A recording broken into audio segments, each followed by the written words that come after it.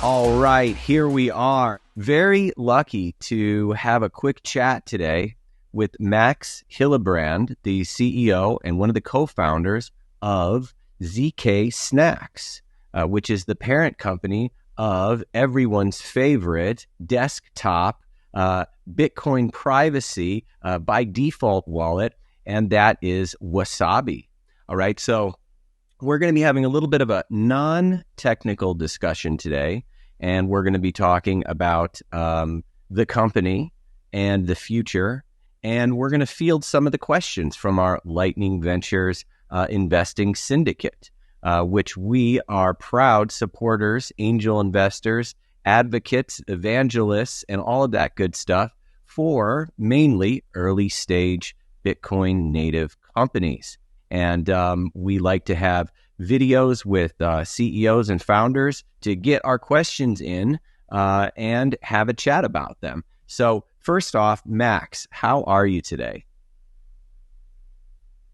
Well, I'm fantastic, and enjoying life in the Bitcoin rabbit hole as usual. It's a bunch of fun working on Bitcoin-only projects. Max is held in the highest regard in the privacy circles. All right, let's start with the who, because the Wasabi team and contributors are also among the highest respected out there. So when did you decide to start building ZK Snacks? And can you do a quick little overview on the story of that? Yeah, I think the story goes back to 2014, probably 2015. Back in the days when Adam Fixor Nopara was looking into different Bitcoin privacy solutions. Tumblebit was one of them, CoinSwap's another, JoinMarket, and then ultimately, CoinJoin properly done, and that started with a research project called Hidden Wallet, then that tried to implement this zero-knowledge CoinJoin protocol, and in 2018, then after a bunch of years of research and development, we launched Wasabi 1.0 as the first desktop wallet that just works by default and gives a lot of privacy guarantees to its users. And since then, there was a lot of stabilization because the first version was quite shitty, and a lot of further research and development, UX improvements, features added. And ultimately that culminated in another 2.5-3 year long research and development process to overhaul and reimagine the underlying CoinJoin protocol. And that is Wabi-Sabi, utilizing some new fancy cryptography. And that is that got launched in 2022 in June. Where we launched Wasabi 2.0 with even more benefits and features and improved privacy guarantees and decreased cost for using these services. And the project is run by countless contributors, probably well over 100 contributors throughout these years. People come and go, but still to this day, there's like 35 to 40 people actively working on different parts of the project, and it's quite a hub of activity, and I think the quality of the software shows. So what we're talking about here, and I saw you had a big news release yesterday about Trezor integration. That's a big one. This was something that back in 2019 we were talking with the founders of Trezor, Stick and Slush, about securely signing CoinJoin transactions with the private keys on a hardware wallet device, which back then was a wet dream, but nobody really considered it. And after a lot of research, we figured out that there's many hurdles in its way. Not just the underlying CoinJoin protocol, which eventually we were working on with Wabi-Sabi, but also on the Bitcoin protocol. Things had to be adjusted in Taproot before that got deployed. So literal changes to Bitcoin Core were made to ensure this feature, and the numerous other critical security vulnerabilities have been discovered and then closed with just a lot of work. And so it took in Trezor another probably 20 plus people over 2.5 years to work on this project, which is now finally released, not just for the Trezor Model T, but also for the Model 1. And that's great, because that's a huge user base that now has the technical capability to easily make their money private. And that helps every user of the CoinJoin protocol. So that's not just... So Wasabi wallet users, Trezor users, Trezor Suite users, and BTC Pay server users all now make transactions together in the same CoinJoin protocol. And that leads to a lot of liquidity and a lot of privacy for all users. So yeah, I definitely want to get into that in a little bit as far as future other hardware wallet integrations. I thought that was cool when it came out yesterday. That's the wallet that I use at home. Don't tell NVK or the foundation to guy. But it's hard to teach an old dog new tricks, and that very first Trezor has stuck with me. But I like to play with them all. So when you hear the words mixing, right? When you hear mixing and coin joins, it's such a negative connotation to the word, and part of Bitcoin's rebrand. Like for example, everyone talks about non-KYC. How about instead of non-KYC, just saying no sign up required? Isn't that much more friendly? And everyone says mixing coins and washing and all this other stuff. And it's like, how about enhanced Bitcoin privacy features? Doesn't that just roll off the tongue as a much better way of saying it? So I know Gregory Maxwell, probably the greatest of all time, had a big part of CoinJoins and coming out. But the history of it, can you do just like a quick 30-second wiki of the history of this whole space? Yeah, the history goes back all the way to the white paper. Satoshi back then had a line basically saying that if there are multiple inputs to a transaction, we can assume that those all belong to the same user. And that's because that's how the original Bitcoin software worked. However, that's not a strict requirement of the protocol. And then very soon after, in 2010, on some Reddit posts, that different users thought through the idea of multiple people coming together and making a Bitcoin transaction together, where multiple inputs are owned by different people. And that then in 2013 got somewhat documented by Gregory Maxwell in a Bitcoin Torque post, where he went quite in depth of why Bitcoin is a privacy problem and why CoinJoins is a quite eloquent and easy and simple and affordable way of improving the privacy in the network.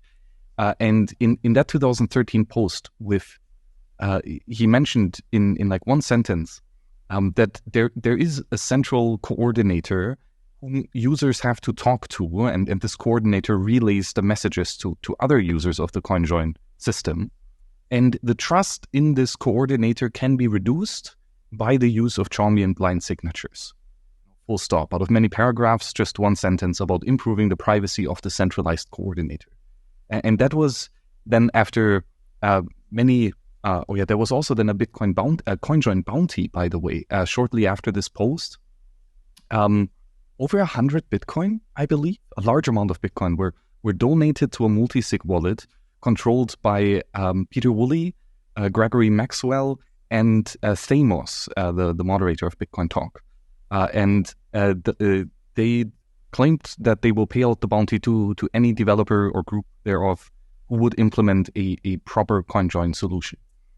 And that led to a couple different developer groups trying to build it out, including Dark Wallet or Blockchain.com, which had somewhat naive CoinJoin implementations that ultimately were not maintained, more of a proof of concept. So the payout was not yet made. But then Join Market started, solving a liquidity problem with a marketplace.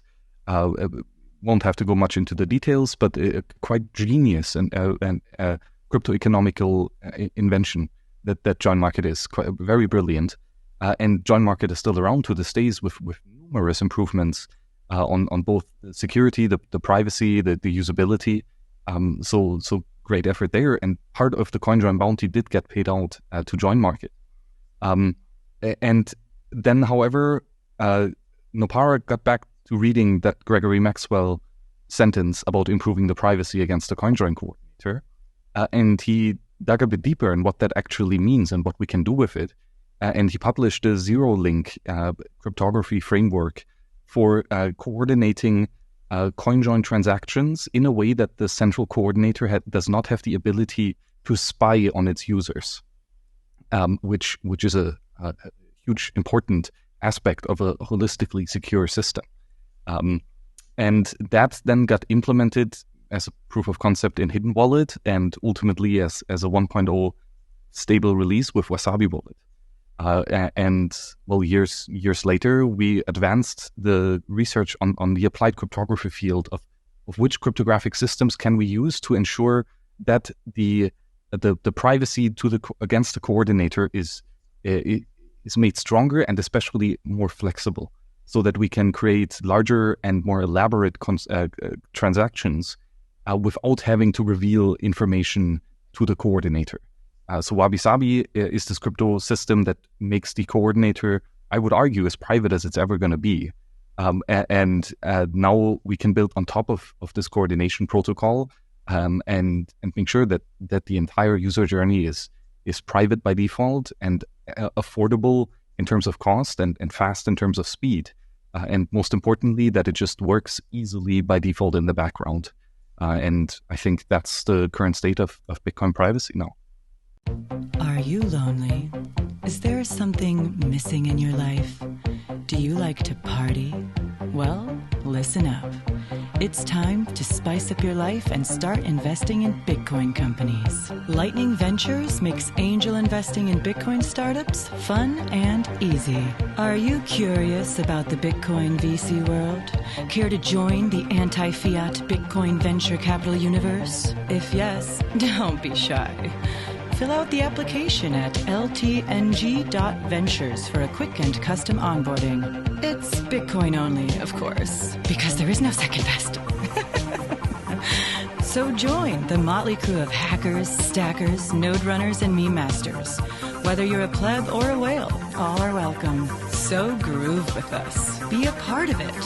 Visit ltng.ventures to apply. We're gonna make it. Are you? I love earning a little bit of trying to earn a little bit of yield, and in the fork era was great, claiming all those forms, and the early join market stuff. I mean, you had to be really careful, way too easy for something terrible to happen. Okay, so let's talk a little bit about one of the main questions that we got submitted, which is surrounding the legality of all of these exciting privacy innovations, either here in the U.S.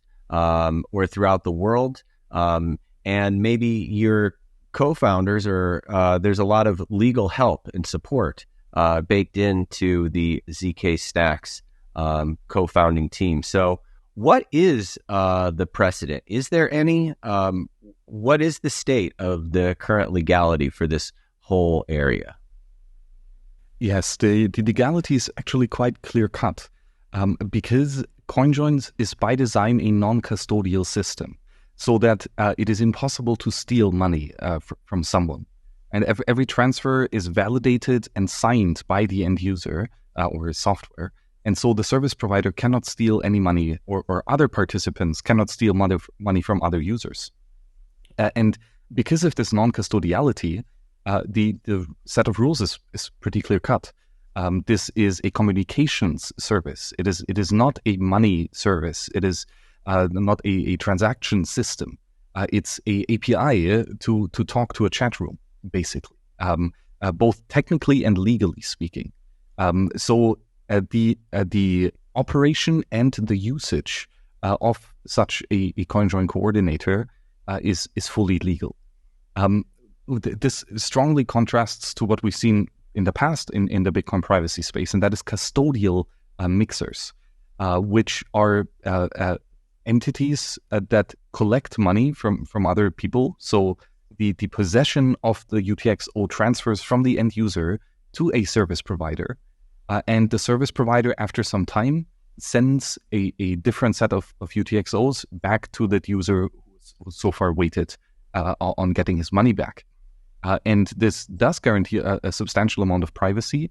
However, it means that the service provider can run away with the money.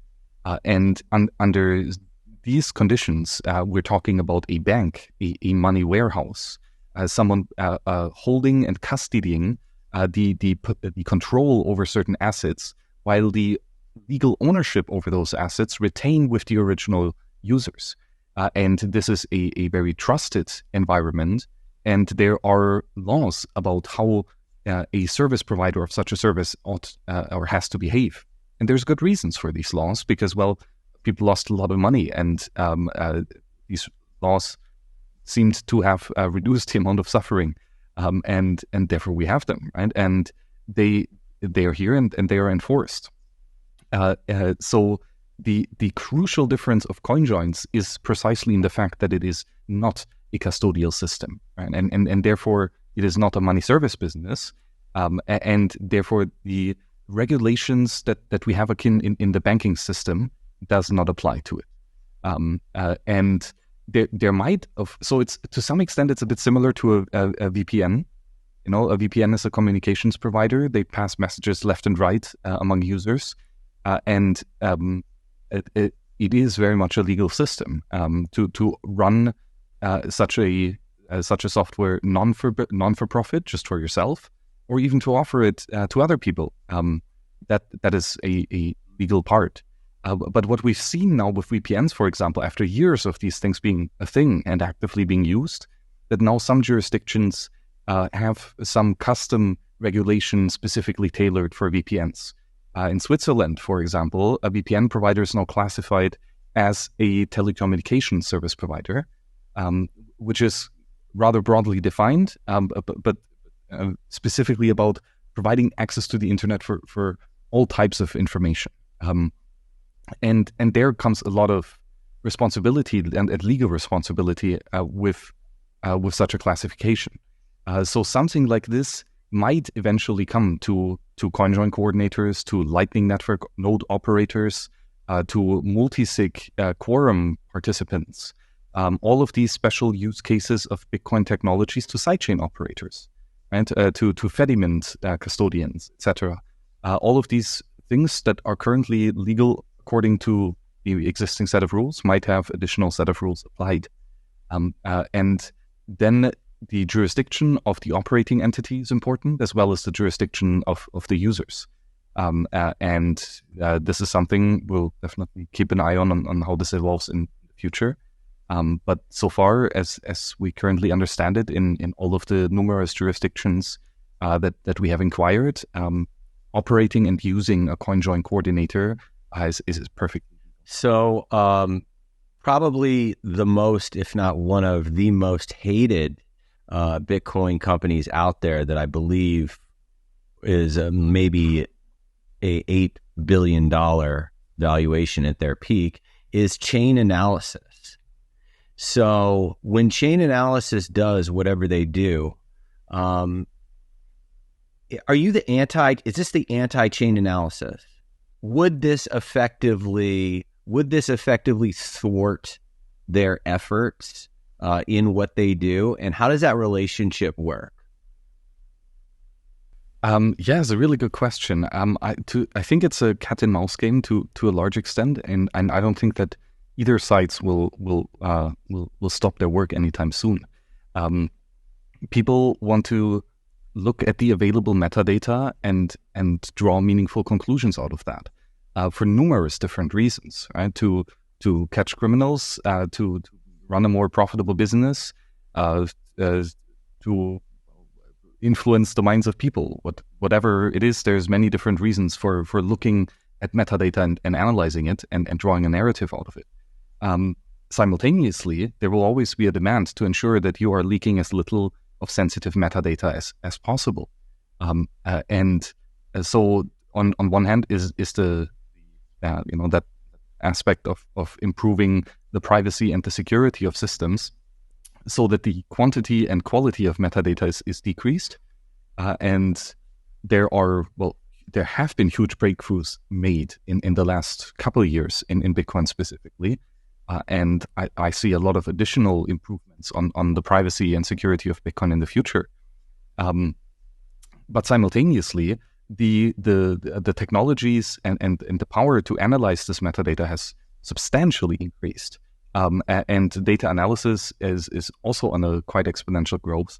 And I'm not sure how the advanced technologies in the next 5-10 years are going to be to play out. So there will certainly be substantial breakthroughs in de-anonymizing Bitcoin users, probably also de-anonymizing Bitcoin users who are trying to do their best, right? Like reusing new addresses, running their node over Tor, or even coin joining. And some sophisticated attacks in the future might indeed break at least some of these implementations, and also some edge cases of users of these implementations. So we have a lot of work to do. That's for sure. So we invest in Bitcoin companies, and then we do our best to try and help in whatever capacity we can as a group or network. That's what we try to do, and also provide a little learning. So this is a first for Lightning Ventures because this is a secondary opportunity. So ZK Snacks is not actually raising a round right now. They did raise one SOL round years ago, and they've been profitable ever since. Unlike OpenSats and a lot of other things out there, we are not here to save the manatees. We are here to invest in amazing, outstanding projects and people, do our best to support them and contribute however we can, and earn lots of sats by depositing dirty fiat. So this is a secondary transaction. So what exactly is the reasoning for taking a little bit off the table or providing some liquidity? And for those that don't know, let me just sum it up. When you scale a business to a certain degree and you're a founder or an early employee, you have the opportunity to sell those shares with board approval and cooperation from the company to new investors. And a lot of times this can be great when you get the business to a certain level. You get to provide liquidity to early investors or founders or employees, and then you get to bring in new blood to your cap table, new help, support, and people there. So this is a fairly common thing. This is our first secondary through Lightning Ventures, but we're able to facilitate it. And what's the thinking there? Now, that's not to say that they won't raise a proper big press release, fancy-dancy round here soon. But what exactly were you thinking, or what sparked this? Yeah, that's a really good insight. And ZK Snacks is really a miracle project in this regard, I believe. Because the company started with 0 Bitcoin on the balance sheet, just the quote-unquote intellectual property of the previous work that was done to build the Wasabi Wallet 1.0. And we launched the company with the launch of the software.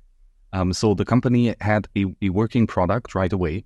And even though the first 2-3 months were quite low in user adoption, like 3 months after launch, all of a sudden the volumes went up, and we have a flourishing user base ever since. Apparently the product is quite useful, and we have inbuilt a revenue model for the coordinator. For numerous reasons, including the privacy and the security of our users, verifiable costliness to make Sybil attacks a lot more expensive, basically. This means that we are we had the opportunity to earn revenue very early on, and then invest this revenue into making Wasabi Wallet a better software. So we hired the first developers and engineers and researchers of Wasabi Wallet to come and focus full time on a project that they just did as a hobby before.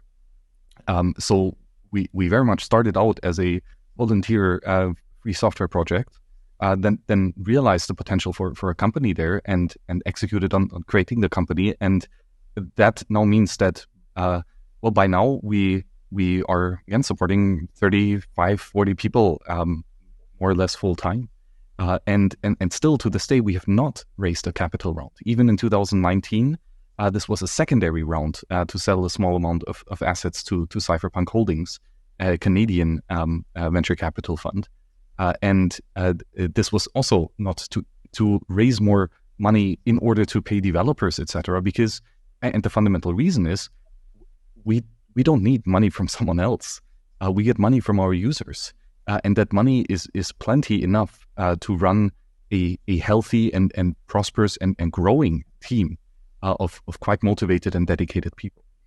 So ultimately, we want to be profitable in the truest sense of the word, that what we are building on has so much value to users that they give us more value back than we have to invest in making this miracle happen.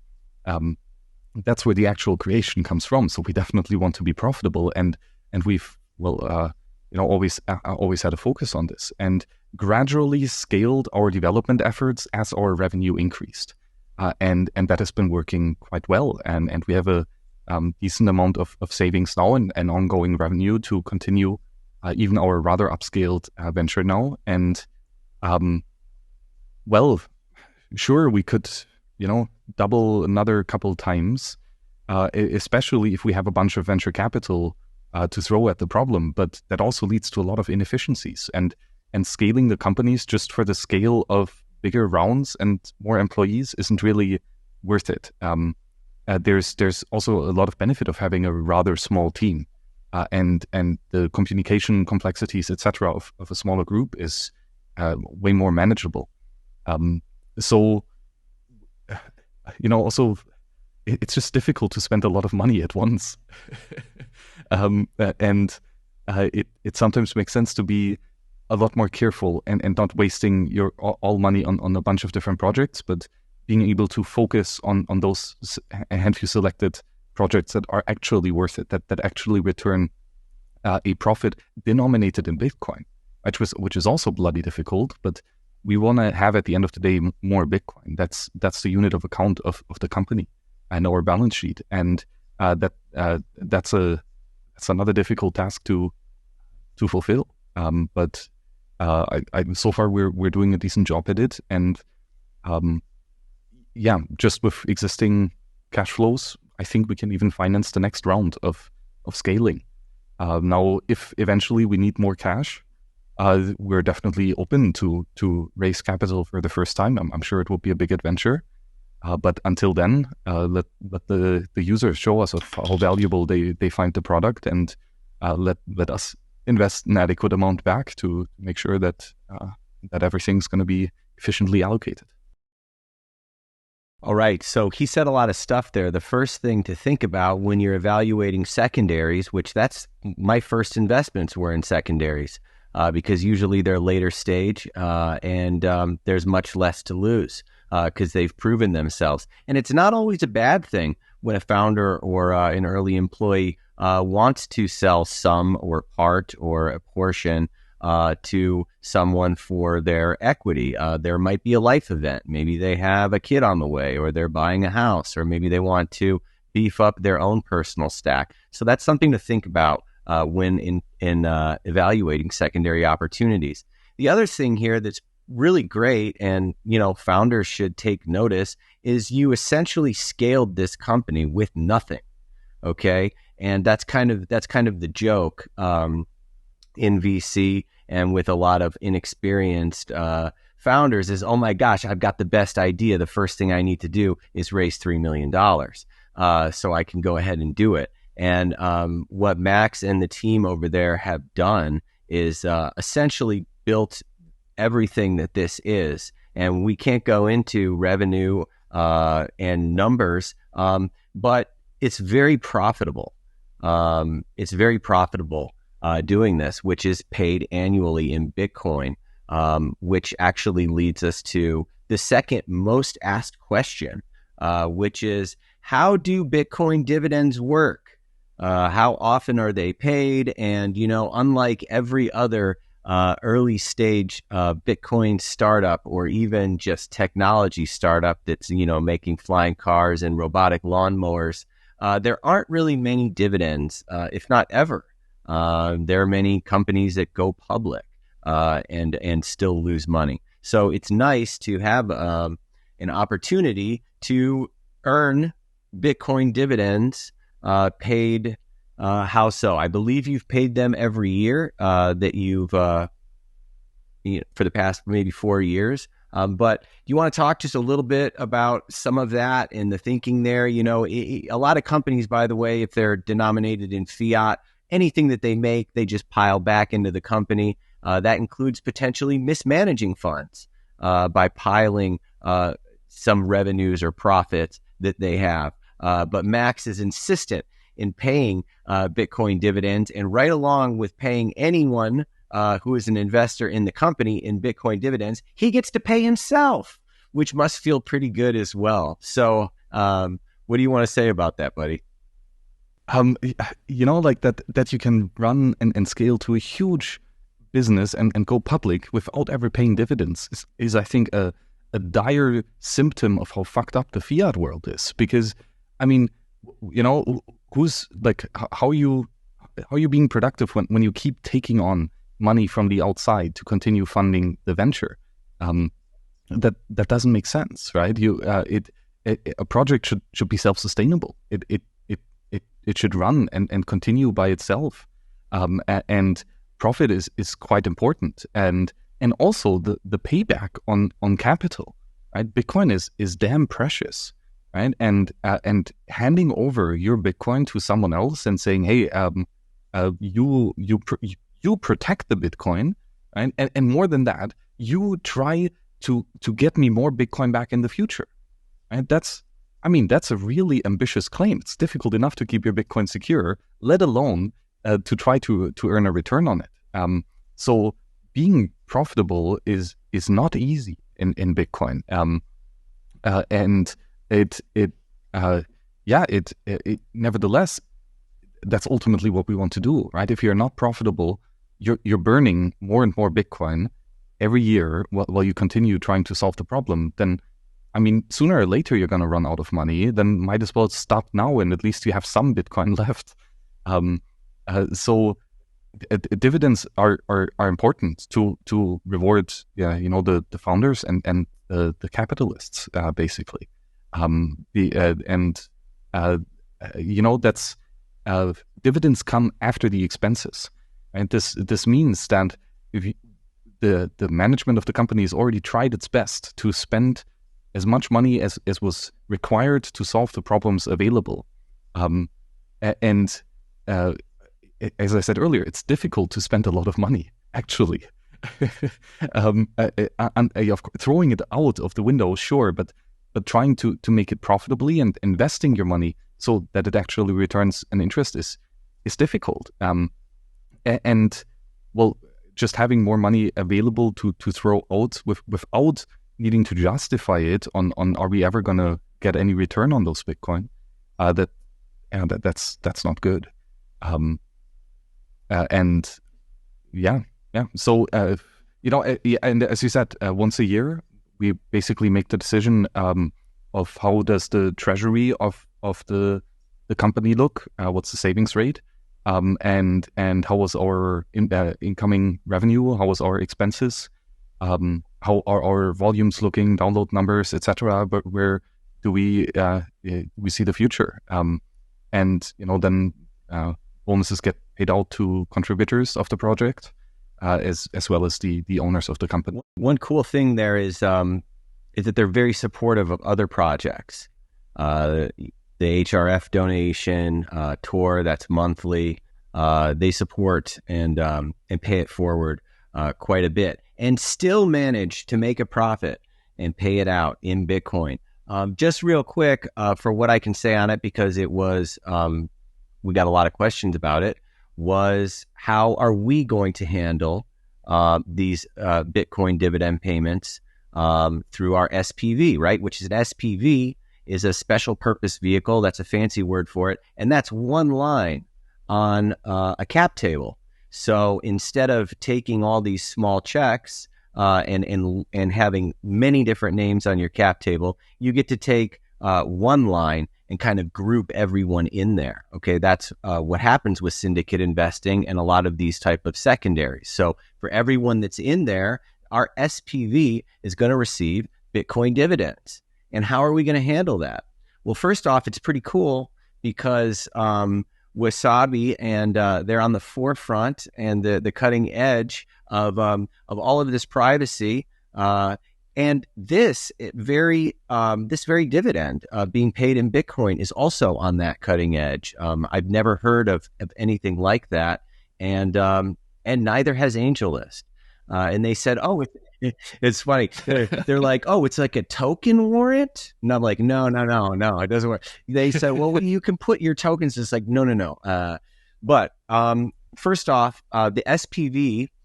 We will make the best decision possible at the time to take into consideration potential tax implications that may occur at that moment. What is the holding period? How are we able to distribute it? Are we able to give everyone the option to provide an address? That is very, very possible. Okay. Would somebody say, you know what? I don't want the Bitcoin. I would like to just sell it for me. Okay, and do a standard ACH and provide that option. That's very possible. Just like when you invest in a company and they go public, you usually get the option. Do you want the shares? If you want the shares, we need your broker's information and those shares land in there. Or you click the button that says, sell it for me. Okay, so we're going to cross that bridge once we come to it because A, we don't know exactly how much those dividends would be. And B, we really have to work with AngelList on how they want to do that because there are K1s and tax reporting and other things to consider. And we certainly wouldn't want to hit the sell on a short-term gain tax and unnecessarily put people in the wrong position. So that's how we hope to handle that when it happens. So, it's just really funny on the harsh realization of how difficult the fiat payment rails are always, and that's one of the things where again we're radically at the cutting edge that we don't have a bank account, and we don't need one because our customers pay us in Bitcoin, and we pay our contractors exclusively in Bitcoin, and our investors the dividends as well. You'd be surprised of how simple this is compared to the setup of a fiat institutional bank account. This is a breeze. So join us on the bright side of Bitcoin only ventures. It's fun, and we can't wait till we can get the infrastructure set up to where we can take investments in Bitcoin and close those deals in Bitcoin. And that's something that we've been working on in our secret lab for a while now, which, believe it or not, regulatory-wise is harder than you think. Okay, so I want to get this out of the way or else I'm going to get nasty messages from this gentleman if I didn't at least bring it up. I know that you have probably answered this many times and been in some heated and great discussions about it. But blacklisting certain UTXOs as a part of the past. Can you just give an overall, just a 30-second synopsis on what happened? And we had at least 3 people mention this as a concern. 30-second synopsis. And ramble away, my man. So one of the core features that a CoinJoin coordinator provides is the blacklisting of certain UTXOs. Every CoinJoin coordinator does that, and it's a feature, not a bug. Because there are attackers who connect to a CoinJoin round, pretend that they want to participate in it, and to collect all of the metadata of the other users who want to participate, and then they disconnect and don't sign the CoinJoin transaction. DM chain analysis, you see that? You just exposed chain analysis for their little tricks. They might actually be doing it. It would be very difficult actually to find out. So we kind of have to assume that they are doing it. And if one input does not sign the CoinJoin transaction, it's completely invalid and will never be confirmed. So if one person on the internet does that, and we will never be able to find out who it is, then there is no service for any of our users. And so what a coordinator does is he puts everyone who does not sign on a blacklist. And that coin is not allowed to go into the next CoinJoin round so that the honest users who are left over can continue and perform the service successfully, or the CoinJoin transaction successfully. So blacklisting is by design in every CoinJoin implementation, and we will not get rid of it. The coordinator always has the power, and the individual users always have the power to refuse to sign a transaction or to coordinate a transaction with certain inputs. What we have done more than a year ago is to say that we are expanding the reasons for inputs that we do not work together with. It's no longer just people who try to disrupt our service. It is also UTXOs that seem to come from known criminals. And the vast majority of what we blacklist seems to come from credit card scamming, as well as investment fraud. So these two things are stuff that we just don't want to support on our company computer and company coordinator, out of, well, ethical reasons mainly. I don't want to help criminals with anything. And thanks to chain and surveillance services, there is quite high quality ways of finding out who certain coins belong to and how they are moving through the Bitcoin blockchain. That's the entire problem that we're trying to solve. And so we're using this metadata leak of the average Bitcoin user, quote unquote, to our advantage in terms of ensuring that we don't do business with also, for example, sanctioned entities. This is the one thing where we are legally required to do so. Any company, regardless of what your business is, if you have U.S. customers or U.S. employees or U.S. investors, you have to follow the OFAC sanction rules. And there are certain Bitcoin addresses on the OFAC sanction list, and doing business with them in whatever shape it is a no-go and can be enforced against. And so here we do follow the laws and block, U.S. sanctions, European sanctions, etc. And there is certainly a regulatory de-risking is a big part of this, which I think investors to the project might be interested in, because obviously you don't want to build something that is explicitly illegal. That's not going to survive in the long run, and that's not going to scale. And since we tend to think in the long run and tend to think about projects that scale to the size of the problem that we're trying to solve, this is just a no-brainer, really. If there is an easy way to find out that some of the people that you work with are criminals, and you could find that out, and you don't, that doesn't sound like a scalable thing to do.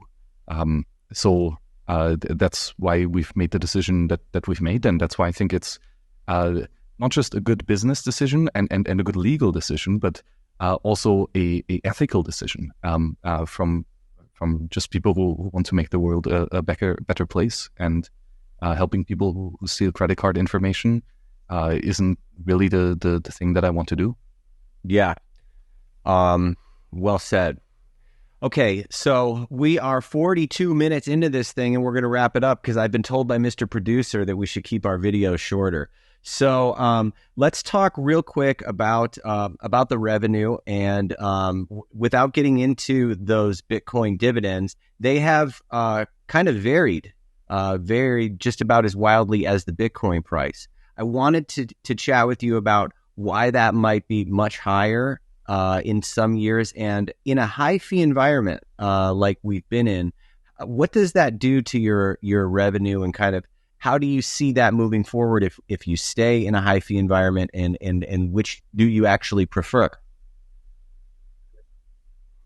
Both are good questions. And volumes and revenue are and usage is quite volatile for many reasons.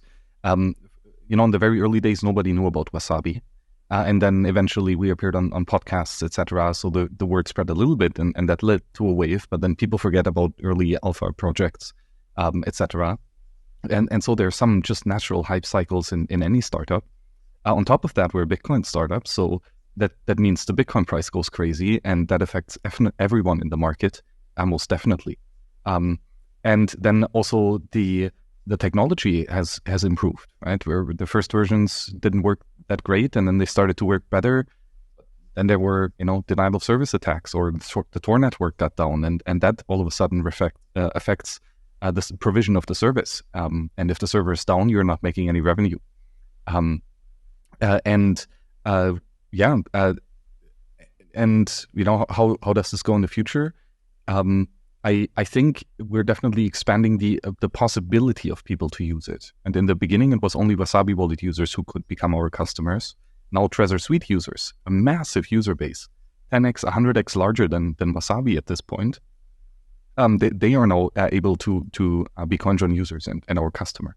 Same with BTC Pay Server, a software application used for merchants who are quite high volume Bitcoin transaction makers. I know there are some stores with thousands of transactions per month, probably. So this is an interesting user group for us to talk to. And in terms of how does this affect with the fee rate, since CoinJoin is a native Bitcoin blockchain protocol, the cool thing is that regardless of how high the fee rate is, there's always demand, right? Even if the fee rates are super high, some people are willing to pay for it. In fact, that is why the fee rate is so high, because the demand for using block spaces is huge, right?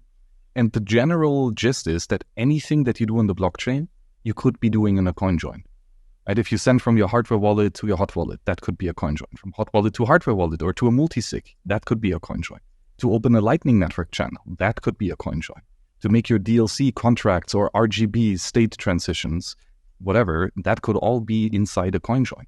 So whenever we see a single user transaction on the blockchain, regardless of what the fee rate is that it's paying, it could have been done in a CoinJoin. And it could have been done at the CoinJoin at the same fee rate. If the fee rate is 10,000 sats per VByte, then make a CoinJoin with 10,000 sats per VByte and collaborate with the people who actually want to pay that much for making a transaction right now. The critical thing in this is that the relative cost of doing a CoinJoin compared to a single user transaction, that relative cost difference must be as small as possible. It would be best if doing a CoinJoin is even cheaper than making a single user transaction. Right? If that's the case, then nobody would make a single user transaction again, basically, because you would save money with doing it collaboratively with many other of people. And we can get there with some certain technological progress. But already right now, using Wasabi is only a small percentage larger or more expensive than doing it in a single user transaction. Under some guarantees. If you're very paranoid, it's going to get a bit more expensive. But for basic usage of it, it does not cost much more. And so, yes, there is a lot of people who don't want to buy block space anymore when the price is very high. And therefore, also a lot of our potential customers are going to walk away and not be purchasing the service anymore. However, regardless at the fee rate, there's always demand for block space. And those people who demand it at the high prices currently, they are our potential customers that we will want to convince to use our service. Okay, I promise we're going to wrap this up. Okay, so the hardware wallet integration with Trezor, that's great. So clearly that's a focus, and every producer of a hardware wallet in that integration would be very meaningful. So the idea is that's the first of more to come. I just wanted to make sure everyone is aware of that. The other interesting writings that you guys have as far as the future of the Lightning Network and potentially putting.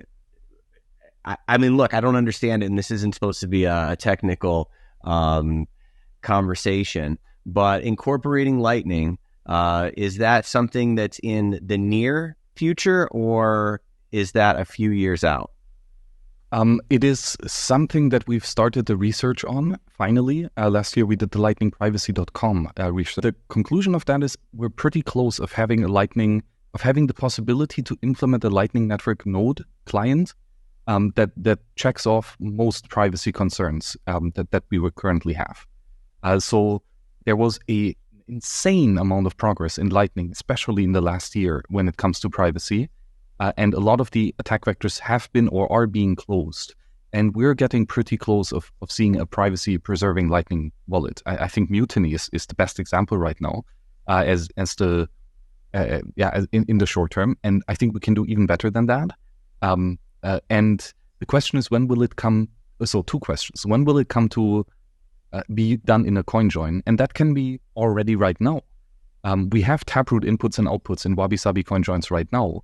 Those could be Lightning Network opening and closings, and nobody would know about it. And even the coordinator would not know about it. So someone might have written the software to do this already. Probably not, because it's difficult, but sooner or later, anyone can do this. Doesn't even have to be Wasabi or Trezor. A new wallet, an existing wallet could do this. When will it come into Wasabi? That's a bit of a larger question, because we don't like to take shortcuts, and we would love to have a Lightning implementation that does not have privacy leaks. And that is just a monumental effort and will probably take us a couple of years, because there are opportunity costs, right? We need to focus. And for example, making Wasabi able to sign CoinJoin transactions on the hardware wallet is a feature that we want to do. So not just Trezor connected to your Wasabi wallet, but also Coldcard, Ledger, Bitbox, etc., Jade, which we're working or talking to all of them, and all of these projects are interested. It's just a lot of work, and we want to make some of that work on our side. Another important thing that we would probably want to do is localization. So translating Wasabi wallet to all major languages, and also getting Wasabi on mobile wallet, or on the mobile operating system. That is probably the computing platform of the future, also when we're talking about payments. And therefore, that's something that we want to tackle. It's also a huge technological challenge. And after all of this, probably we can look into Lightning. So it will take us a little bit to get there. It's definitely not forgotten, and we're laying the groundwork with the research already. And we're going to close on that in just a second. I remember that it was in Oslo. You were speaking. Someone asked you a question about your greatest concern, and it was OFAC. That was your answer. Thought that was pretty interesting. So on the roadmap, you just mentioned the app, and I'm curious why that's pushed out. We're not going to show the roadmap here. We're trying to be as privacy-centric, more than usual with this deal. That's irony, and that's the truth. But on the roadmap here, from 2027 to 2029 is finally when you see things like an Android and an iPhone app. That to me seems way out there in the future. Why is that not prioritized? Because there are a lot of building blocks that are missing. A lot of them have been checked off. Like, for example, Avalonia or UI framework works on mobile now. That's great. But the two main bottlenecks that are still there are, for one, Tor. Wasabi heavily relies on the Tor network. We're probably one of the most sophisticated users of the Tor network. It's crazy. And that currently does not work on the mobile platform at all. And the Tor project, and we're not directly but indirectly funding this, is working on RT, a re-implementation of the Tor client in a modern and performant way. And with this new implementation, we can probably run a Tor client on the phone with sophisticated details and fine-grained control that we would need for the privacy guarantees that you're used to on your laptop. So that is a big outside bottleneck, which we're working on with funding the Tor project.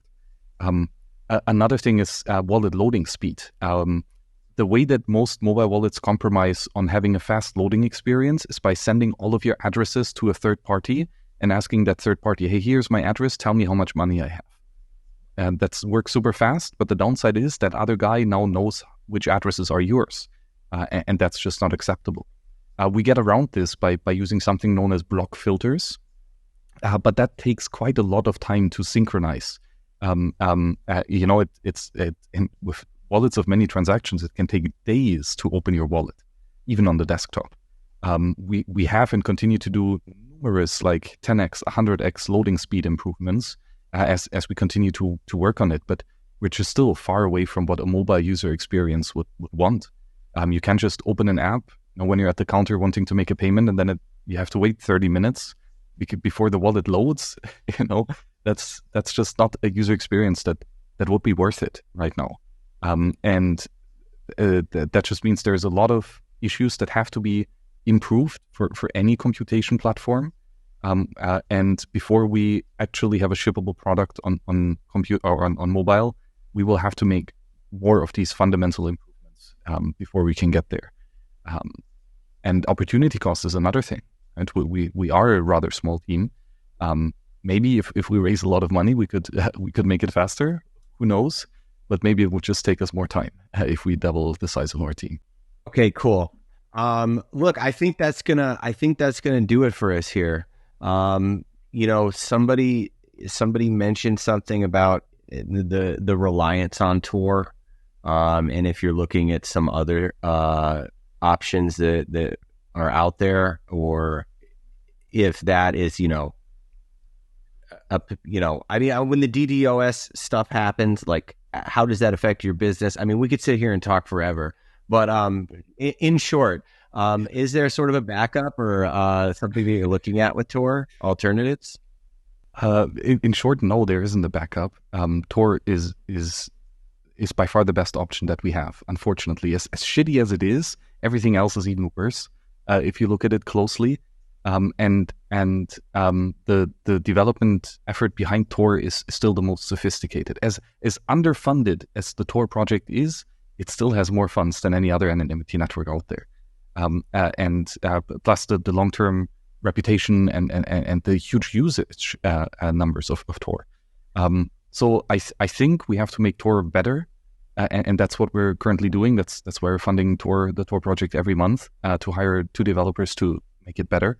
Because it really, really, really needs to be better. Because if Tor breaks, it's not just Wasabi Wallet that's broken.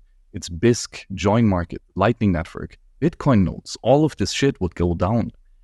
So the entire Bitcoin community has a huge incentive to make sure that Tor does not go down the shitter. And we're pioneering that with making sure that these guys have the funding that they need to. All right, cool. Well, listen, thanks, Max, for answering these questions. His website is towardsliberty.com, and there's a lot to learn there. I should read it all myself. Thanks for hanging out with us today, and I think we'll be hanging out maybe in Baltic Honey Badger or somewhere over there soon. Sure.